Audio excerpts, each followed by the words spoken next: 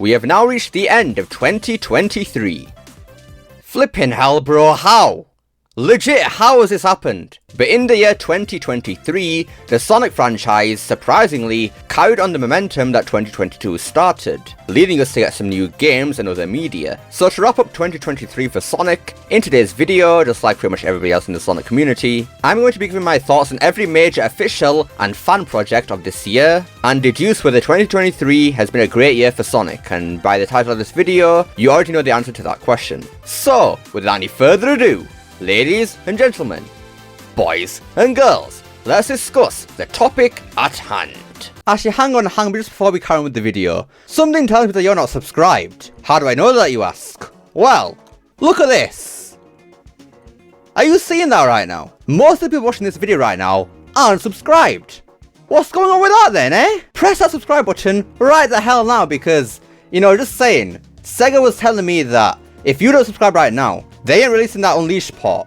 Okay, they didn't actually say that, but come on man, you should still subscribe right now. You won't regret it. Trust me. Anyways, I'll stop bothering you now, so on with the video. So to start off this year, we first got the Sonic Colors Ultimate port to Steam. And of course, like any smart developer, this port fixed every single issue we had with Sonic Colors Ultimate originally. Fixing on the glitches, all the visual bugs, everything.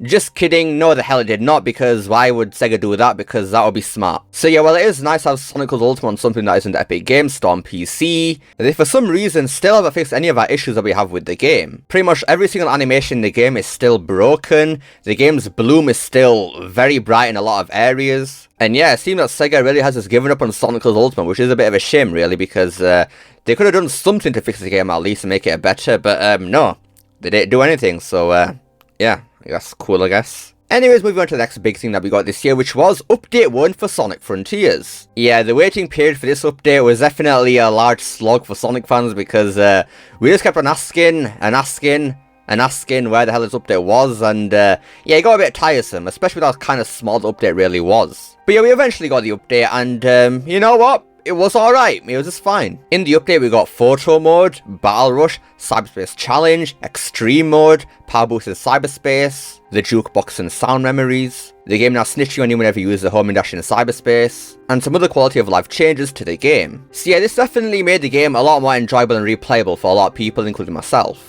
Battle Rush on level 1 specifically was a very nice challenge, and Cyberspace Challenge mode was a great idea, but the fact that it wasn't really that great in the first place led to a lot of people not really using that feature. Now the Photo Mode is nice to have, but it was very annoying to use because of the fact that I got caught in every single bit of collision in the game, including the floor. So if you're trying to take a photo of Sonic from when he's running on the ground or whatever, you can't really do that. So just like a lot of Sonic games, mods went ahead and fixed the photo mode, so it's now pretty nice to use. I've gotten countless really nice looking shots with the photo mode, and yeah, I really enjoy it. I hope it's like a mainstay for the next Sonic game. Now the Jukebox is actually a pretty nice feature as well, with a massive area for Sonic to run around in. Having the same song looping over and over again can get kind of old, so having a whole jukebox of songs to play instead is a really nice feature. And what's even better about the jukebox is that it actually requires you to explore the islands a bit more to get more sound memories and look in more songs. So yeah, the jukebox was a really nice feature in there, but I wish the song variety was a bit more, because we had like 2 Sky Sanctuary songs in there,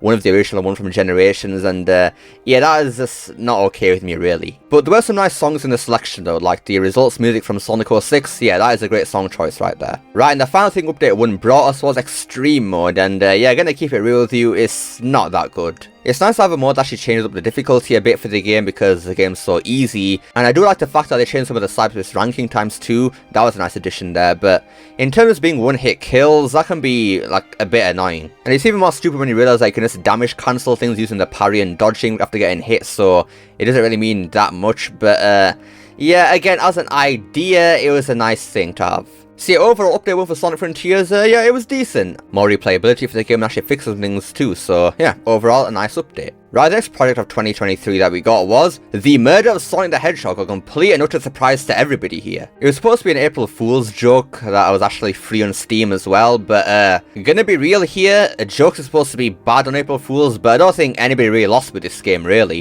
It is now the highest rated Sonic game on Steam, it surpassed 1 million downloads, and pretty much everybody was praising the game, so yeah, nobody disliked it or had any complaints about it. And for what the game is, you know, it's actually pretty cool. It's a cute little murder mystery game for Sonic, yeah, not bad. And I have nothing but respect for the people who actually worked on this game, the entire Sonic social media team. Yeah, kudos to them, because yeah, this is great. But is it really a game that I would go back to?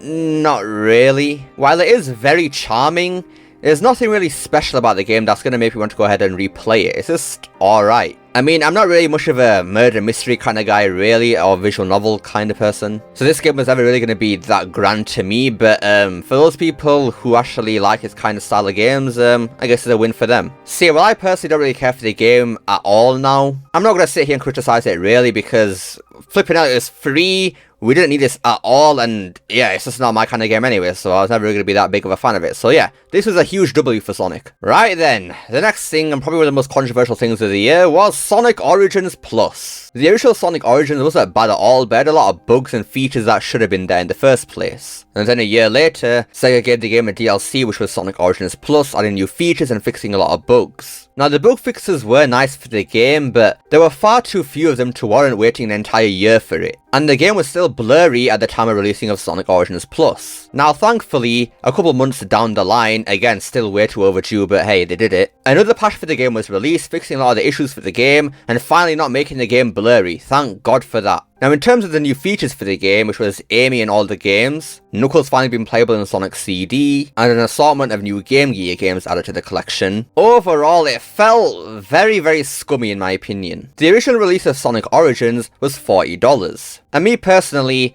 I thought that was a fair price for the game. I thought it was fair. But with Sonic Origins Plus, if you go into Steam or the PlayStation Store or whatever right now, you see that Sonic Origins Plus is $40. Now you might be wondering, does that mean that Sonic Origins Plus was free? So what are you complaining about? Well, my friend, you would be absolutely incorrect in thinking that, because Sonic Origins Plus cost a total of 10 smackaroonies. And that was for people who already owned Sonic Origins. Now, if you bought the digital deluxe version of Sonic Origins at release, and then went ahead and bought Sonic Origins Plus for the expansion DLC, that means you would have spent $55 in total on Sonic Origins Plus. And when you compare that to right now, where if somebody bought Sonic Origins Plus right now, that would only cost them $40. So essentially, the people who are loyal to Sega are getting robbed of $15. That's what this means right now. And to make matters even worse, the original Sonic Origins right now without the Plus on it is now $30. This is literally daylight robbery, and I've not seen enough people talking about this at all. How are Sega mistreating their loyal customers this badly to the point where we're just robbing us of $15? Like, that doesn't seem right at all. The least they could have done is for the people who already had Sonic Origins originally, just give them Sonic Origins Plus for free. I don't understand why that could have been the case. And you know what's even worse about this? Sonic Origins Plus contains the digital deluxe content that the original Sonic Origins contained. So if you bought the Sonic Origins digital deluxe version at release, and then bought Sonic Origins Plus expansion DLC, you would be paying for the same content twice, which is just a cherry on top of it all. For the people who already had Sonic Origins before Origins Plus, Sonic Origins Plus is a literal scam. That's what it is, and that's the bottom line. The added content wasn't even that good either. Amy, while it is nice to have, her moveset wasn't even that good. All she really has is an infinite insta-shield, which I guess is kind of alright, and then it's a weaker Sonic drop dash. And then as for having Knuckles in Sonic CD, again, that is nice, but why should I have to pay for that? And then the Game Gear games, okay, fair enough. That's something that we all wanted, but it's just emulation. You can just do that for free nowadays. If they were in widescreen at the very least, I can kind of understand it, but no, not really, they weren't. See, as a whole, Sonic Origins Plus, an absolute scam, probably the worst product of the year, I think. We should not be grateful for having bug fixes in a Sonic game. That should be the bare minimum, really. And those glitches and bugs should have been there in the first place, really. See, a Sonic Origins Plus, despite the nice additions that it had, it's a complete and utter scam for the people who are loyal to Sega, and that's the bottom line. And it's funny, because Sonic Origins Plus, you have to pay for that, but with the next project of the year, which was Sonic Frontiers Update 2, and that was all the updates as well, mind you, these were all free. And these were way more significant than Sonic Origins Plus ever was. But yeah, Sonic Frontiers Update 2. This was the Birthday Bash update, adding party decorations to all the islands in the game, giving Sonic a birthday costume as well as the Coco and Sonic's friends, adding a new action chain challenge on each island, which unlocks a spin dash, new Coco platforming challenges which unlock a higher boost gauge, new momentum sliders in the settings, and finally, New Game Plus. Yeah, Update 2 as a whole was a massive step up from Update 1. It added both new content and also quality of life updates to the game. The biggest thing here is probably the momentum sliders in the settings. This was a problem that the original Sonic Frontiers had. Whenever you jumped, no matter what speed you were going at previously, Sonic would slow down and jump at a set speed. But thankfully with these momentum sliders, that is no longer a problem, as you can now choose how much speed Sonic loses in the air, allowing you to cross the gaps that you were never able to do before. Now what goes hand in hand with these momentum sliders is of course the spin dash. The spin dash in Sonic Frontiers is basically the spin dash from Sonic Lost World, but faster. It isn't like the boost where when you go boost off an incline, Sonic just sticks to the ground. Oh no, when you spin dash up a hill, Sonic goes flying off that hill, not just sticking to it like the boost. Now at first, I was kind of disappointed with the spin dash because I was expecting something like Sonic Adventure where I actually had momentum and everything like that, but after messing around with it a bit more, you know what, I take it back, it's actually a lot of fun to use. What's even better about all this is that it all works in cyberspace as well, meaning that the very limited moves that you had in cyberspace before is no longer really an issue because now you got the homing dash, the power boost there, momentum sliders, and now the spin dash, transforming what used to be some very stale levels into completely new playgrounds for Sonic to mess around with and speedrun. This is exactly the type of things that Sonic games need, a varied and fun to use moveset, and it just makes simply just running around in Sonic Frontiers so much more fun. Real launching in the original game was and still is fun, but the spin dash just takes that to a whole new level, completely changing the way you interact with the environment. Now speaking of the environment, you actually got an update in Sonic Frontiers Update 2 with the Coco platforming challenges. Now before we knew what the new Coco were going to do, pretty much everybody thought that these were going to be the weakest part of the update, but in actuality, these new Coco is actually the best part of the update, because the platforming challenges that these Coco provided were actually all very well done. They no longer put you to sleep with a massive amount of automation. No, see, what they actually did is, it's kind of crazy actually just thinking about it, but they actually require you to put effort into the platforming and do it yourself. Kinda crazy, I know. These were some of the best bits of platforming that we had seen for a Sonic game in years. They finally started using every little bit of Sonic's moveset, whether it be launching off platforms with the flip jump, or running along walls with the wall climbing, or side looping between spikes. Everything about these platforming challenges was just simply brilliant, and they definitely restored my faith in Sonic Team because I now knew that they could actually do platforming very well. Now the next part of this update was the action chain challenges, the way you actually unlock the spin dash. What these basically require you to do is run around the islands, chaining together different actions such as destroying enemies, using a dash pad, swinging on a pole, using a zip line, anything really. Now while these were neat in concept, it's kind of easy to cheese these really. Once you find a specific set of dash pads in place with a lot of automation, you can just keep going to that same area every single time because the dash pads and automation basically just give you a lot of points. If they made it as to where you can't go to the same area every single time to get the same amount of points, that would have been a whole lot better, but unfortunately they didn't really think that through all that well. But hey, at least there was something else to do in the open zone, because on top of that, there's also a ranking system with it too, so you can actually do better and worse. Plus the new music that actually came along with it was a banger. Right, the final part of Update 2 for Sonic Frontiers was New Game Plus, basically allowing you to keep all your stats and start a new game. Now, usually New Game Plus is for other games, since you keep all your stats and moves, the enemies would get harder to accommodate for that, but in Sonic Frontiers, absolutely nothing changes about the game at all. It's just that you keep all your stats and moves, but that does include a spin dash, so that can make the New Game Plus run a bit more fun, but in terms of enemies and combat, yeah, it's basically all the same. It's actually easier on New Game Plus because you got your moves now, so Giganto, that's a complete joke now because you got Cross Slash and whatever, and yeah, it's just kind of a shame really. If it was actually harder, then New Game Plus would have been something to go back to, but no, not really now. But yeah, as a whole, Sonic Frontiers Update 2 was a huge W for Sonic and put Sonic Origins Plus to a complete and utter shame. Rising to the next project of 2023 was Sonic Prime Season 2. Now why was it too big on Season 1 of Sonic Prime? Mostly because of,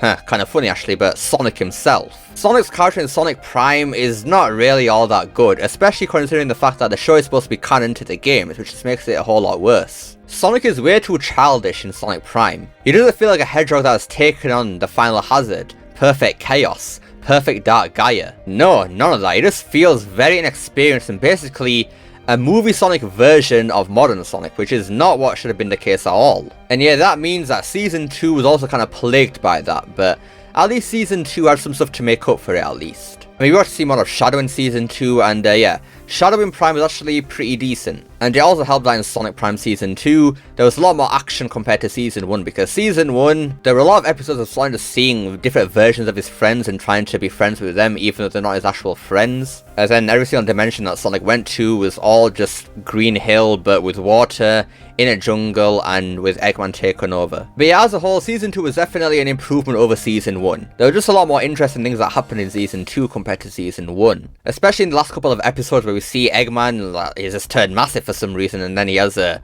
new mustache that's all coloured for some reason. Then we see kind of a new form for Sonic where he's all powered up with the Shatter Prism energy. And then we finally see someone become an interesting villain with 9. So thank God they did something interesting and made 9 the villain. Thank God for that, because if it was the Chaos Council, this show would have been doomed from the start, because the Chaos Council are complete and utter jokes. I really dislike them as villain. I prefer the Deadly Six, honestly. But yeah, as a whole, I enjoyed Season 2. Season 1 was just alright, but yeah, Season 2 actually had me engaged a lot of the time. And it ended in a really good setup for Season 3, and from the trailers that we've seen in Season 3 so far, it looks to be doing something very interesting, so I'm actually looking forward to that. But now then, time for a kind of a weird thing to talk about, but next up we have the LEGO Sonic browser game. Now this game was nothing really special, it's just one level of just rolling around as LEGO Sonic and kind of like a sphere or something. But I just wanted to talk about it because this is kind of nostalgic for me and a lot of people. Because back in the day, Flash games were a thing for Sonic Online. I mean, come on, Ultimate Flash Sonic. We all remember that, right? Nostalgic game right there. Very nostalgic. So to see another Sonic browser game in 2023 was kind of surreal, and even though it's nothing special, I just wanted to bring it up because, again, it's kind of nostalgic for me and a lot of people. Anyways, now, it's time for the big boy of 2023, which was Sonic Frontiers Update 3, the highlight of the year for me personally. This update promised a complete overhaul of the ending of the game, because as we know, the original ending for Sonic Frontiers was very bad and anticlimactic. But Sonic Frontiers Update 3 aimed to fix that, and did it? Well, to put it in simple terms, absolutely. The finale of the game now feels like the finale of the game, with ramped up difficulty, a story that is actually there, a great final boss, and just the entire vibe is just completely different now. And it makes for one hell of an update for Sonic Frontiers, changing one of the worst endings to a Sonic game to one of the best now. To start off with Amy, Tails, and Knuckles, they all have some slight control problems. Amy has it the best out of all three, but she still has some issues. Now all their movesets are pretty good, honestly. They all have their own skill tree, and that is kind of surprising actually thinking about it. But yeah, it's all pretty good there, but the problem I have with these characters is that most of their moves have some strange quirks. Tails and Knuckles' combat feels very slow a lot of the time because a lot of their moves have some weird delays on them, especially the stomp. And what applies to all three of these characters is the fact that they're all very weak. Now you could avoid this problem by just leveling up simply, and that fixed a lot of the problems, so I don't really have an issue with it there, but unfortunately, a recent update for Sonic Frontiers Update 3, so yeah, an update to the update, kinda ruined this entire thing. Because now, when you level up these characters, they become way too OP, finishing off enemies in a matter of seconds. Tails can now throw 3 wrenches at an enemy and it kills it instantly, which is ridiculous because at level 1, each wrench only does 2 damage, but now, when you level up these characters, they all do the same amount of damage as Super Sonic, which is ridiculous. A lot of people may not have enjoyed the challenge, but me personally, I thought the challenge was very warranted and actually enjoyed it quite a lot because it's the last island, for crying out loud. Now there were some cheap moments in the combat obviously, but overall I thought it was actually kind of alright. It was fun trying to learn a completely new moveset for each of these characters and actually using them to actually defeat the enemies, but obviously with the new update for Update 3, that just made all that combat that I actually had to learn, all the score to waste. I mean, hey, at least with Sonic it's actually still the same, so there's something there. But with the other characters, when you level them up, yeah, it's ridiculous. Now, carrying on from the platforming challenges with the Coco in Update 2, the platforming once again in Update 3 is fantastic. This is some of the best platforming that I've seen personally since 2008 in Sonic Unleashed. Yeah, I said it, I think it's actually surpassed some of Sonic Generations' platforming. And that's especially apparent with the towers in Update 3. There are now 5 new towers they have to scale to actually free Sonic of his cyber corruption and use it for new power. And all the platforming lead up to these towers is genuinely incredible. There is very minimal automation, requiring you to actually use your brain and think. And it's actually all built with a spin dash in mind, since they actually give it to you at the start of Update 3 anyways. Say we got brilliant platforming, we had once brilliant combat, and now with the trials on top of each tower, in my personal opinion, I thought they were great. Yeah, that's right, even Trial 5 with the Titan boss rush. Now I will admit, The difficulty scaling for each of these trials was kind of weird because the first 2 trials were actually kind of difficult, but then the 3rd and 4th one were really easy for some reason, and then the difficulty spikes up again for trial 5. I don't know why they could have start off easy and then work their way up to difficult, but it's Sonic Team, I guess. We can't really have everything perfect, I suppose. But yeah, these trials were a very good test of your skill with the combat in the game. And then with trial 5, yeah, some people, okay, not just some, but a lot of people did not like these trials at all. They hated them. Some people reportedly took like hours on end just to beat trial 5, whereas me personally did it on my 2nd try, but you know, I'm not gonna come here and brag now, am I? Okay, maybe a little.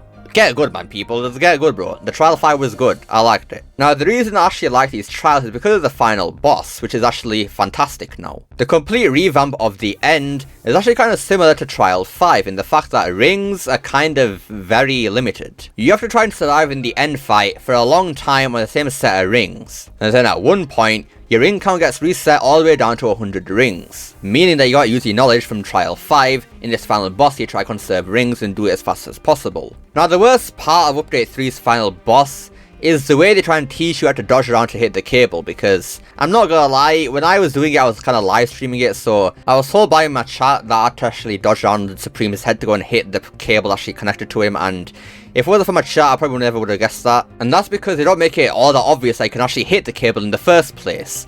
Now funnily enough, they do tell you at some point in the game, but it's only through battle guidance from the Master King Coco, which only unlocks after 100%ing Update 3, which is a complete and utter joke, by the way. Like, that is stupid, I'll admit. So many people might not even experience peak boss fights in Sonic Frontiers if it wasn't for this stupid thing, but yeah, it's ridiculous, man, really stupid. But yeah, once you get around that annoyance with the final boss, yeah, it's completely peak, and probably my favourite final boss in the entire series. Everything is kind of on point except for the gameplay mostly. I mean, the cinematography is on point. Just everything about this is fantastic. I mean, the sky with the end there. You got the music, this is fantastic. You got Super Sonic 2 transforming to Cyber Sonic at the end. Fantastic again. It's actually kind of a difficult fight, which is surprising for Sonic Frontiers. And yeah, it was a very satisfying ending. Like, straight up after completing Sonic Frontiers Update 3, I was just sat there feeling very content with both myself and the game, which is something I haven't felt in a very, very long time for Sonic. Now, just before we move on, I just want to talk about Cyberspace in Update 3 because that was also really good, for the most part at least anyways. So yeah, in Update 3, we got 9 complete revamped Cyberspace stages from the original game, and mostly all of them are really, really good. We've got brand new music and remixes in these stages, new gimmicks, new pathways and level design, and again, built with Spin Dash in mind. If the entirety of Cyberspace was like Update 3, yeah, it would have been another highlight of the game. So yeah, as a whole, Update 3 was simply fantastic. It may have been severely unpolished, but wiping all that polish aside, yeah, what was there in the first place from a design standpoint is all brilliant. And my hope levels for the next Sonic game are even higher thanks to this update. So yeah, Iizuka, Kishimoto, congratulations, I have now full faith in the next Sonic game. Unless Sega kind of screws it up a bit, there's always that. Right then, next up we have Sonic Super Mid. Only joking, I think the game's good, relax. So yeah, 6 years later after Sonic Mania, we finally got another 2D Sonic game. Don't know why it took so long, but it's here now, I guess. And unfortunately, it's not a modern Sonic game, it's a classic Sonic game. Yeah, I'm still gonna be harping on that fact, so deal with it. Now, despite being limited by the fact that it's not a modern Sonic game, Sonic Superstars is still good, and it kinda does evolve the classic Sonic formula a bit. Now, for me personally, I think that the first 7 Zones of Sonic Superstars are all good to amazing. Then Golden Capital was kind of a miss, but then Cyber Station was good. Frozen Base started off good and fell off in Act 2. Then Egg Station, or like Fortress, sorry, is just alright. Now, I don't really have that many issues with the level design in Sonic Superstars except for Golden Capital, but it's the bosses where the issues start. Now, most of the bosses are just too long, really. There's a lot of waiting and you just sat there doing basically nothing. And it's annoying too when you have a boss that's actually longer than the actual stage, because some stages are like 1 minute or 2 minutes or whatever, but then when you get to the boss, it takes that 2 minute stage length all the way to about 5 minutes for no reason at all. And if you're doing something for those 3 minutes, then you know, it wouldn't be that bad I suppose, but unfortunately for those 3 minutes, mostly just sat around waiting, and that's really it. There are only a few bosses in the game which I think are actually pretty decent or good, such as the Frozen Base Act 1 boss. I think I like that one quite a lot actually. As in the Cyber Station boss, I actually like that one too. And then even the Press Factory bosses, I actually don't mind them both either. except for the glitches in the second act boss, because he just died just touching the side of the screen for some reason. And now, surprisingly, I actually do really like the true final boss with the purple dragon. I actually think that's actually a pretty good fight. It might be 7 minutes, but you're actually doing a lot for those 7 minutes, so I don't really mind it, really. It's just annoying the first time you don't actually understand what to do and you keep dying over and over, leading to somebody like me taking about, what was it, nearly 3 hours on it for the first time, which is just taking the absolute mick, especially after coming off a Trip story, which was, definitely something which we'll talk about right now. So Trip story is basically the regular story mode but harder, and with Trip's new moveset with the double jump and also sticking to walls. Now again, in terms of the level design, I don't dislike Trip story really, it's just some stages kind of got a bit worse, but again, the bosses are the problem because they've now made the bosses even longer than before, and that means, you know what, that's a lot more waiting now. Woohoo, just while watching the Sonic Superstars' bosses, more waiting. But again, it's still kinda bearable because a lot of the bosses weren't that bad anyway. It's just, again, a lot of waiting. But the one boss I cannot stand in Trip's story is the final boss with flipping Fang the Abuser. Oh my god, I despise Fang the Sniper. Oh my god. The boss is so long. There's insta-kill moves in there. No checkpoints in the fight. And it's also a very glitchy boss fight as well, which is just the icing on top of the cake. I spent about 2 hours on this boss too, and then the fact that we had the true final boss of the Purple Dragon afterwards, so in total I spent about, I want to say about 4 hours on bosses, and that was only 2 of them as well, so yeah, that was nice, yeah, and definitely enjoyed that. And that's the problem with Sonic Superstars, it is severely unpolished, resulting in a lot of deaths that aren't your fault, and just ruining the game's experience overall. But despite all of that, yeah, it's a good game still. It's still a good game, don't get me wrong. I still think it should have been modern because, you know, it's still being held back by having no voice acting, so the story doesn't make any flipping sense. I mean, where does the dragon even appear from? I still need to know. No clue on that. And the Emerald powers do kind of help up spicing up the level design a bit, but I don't think it's enough since they're not mandatory. So it does just end up feeling like, yet again, another classic Sonic game. So again, I'm going to say it again for the people in the back. We need to scrap Classic Sonic, get him the hell out of here, and no, Classic Sonic is not defined by gameplay. It is simply a style and aesthetic. The problem with Classic Sonic right now is the fact that he can't talk, and Sega has just ruined Classic Sonic's style because back in the 90s, Classic Sonic was actually kinda cool in Sonic CD, for example, in the intro, and now he's just very cutesy and not cool at all, and that's my problem with it. But also the fact that we can't use any of the modern characters in a Classic Sonic game because, you know, canonically, these games take place before the modern Sonic games, so if you add in Silver or Shadow in the Classic Sonic games, that just kind of ruins the timeline and everything. So yeah, in the future, we need modern Sonic 2D games, that's just, again, my opinion, because you can just do a lot more with modern Sonic in terms of voice acting, having modern Sonic characters, innovating the gameplay a lot more because it's modern. You can still keep the Classic Sonic gameplay in a modern Sonic game because we've already had stuff like Sonic 4 and the Sonic Advance series. But yeah, Superstars, that has issues, but it's still a good game, but yeah, I think it's time to retire Classic Sonic and just let him rest now. That's enough for that now. But now, the second to last official thing that I thought was kind of significant that we got this year was the Night of the Werehog sequel released by Mars Animation. 15 years ago, we got the Night of the Werehog animated short for Sonic Unleashed, and it was very nice and charming. It was visually very nice and very well animated because obviously CGI surprisingly. And yeah, just a very nice little short to advertise Sonic Unleashed, but 15 years later, Mars has dropped kind of a sequel to it out of the blue. And unfortunately there's no Werehog in it, so that's kind of unfortunate, but it was nice to see the 3 ghosts again, like La and I've forgotten these two's name again, my bad. I think that the original Night of the Werehog was better than this one, but again, it was nice to see that these characters being acknowledged again, so that was nice. Right then, now for the final official release for Sonic this year, which was Sonic Dream Team for Apple Arcade. Yeah, this is also another controversial game because of the fact that it was only on Apple Arcade and people not realizing that the reason the game exists in the first place is only because of Apple, so putting it on Android just doesn't make sense really, does it? But yeah, all that controversy aside, obviously I haven't actually played the game yet because I don't have an Apple device and I don't intend on getting one. But from what I've heard from people, the game's good. Nothing amazing, but it's just alright. Yeah, it's a good game. Basically what they did here is take Cyberspace from Frontiers and turn that into an entire game. And not like Sonic Forces or Generation where it's just level to level. No, I mean like the mission structure of Cyberspace where you do one mission, get a key for it, and then unlock more stuff. And in terms of gameplay, Sonic Dream Team looks alright in my opinion.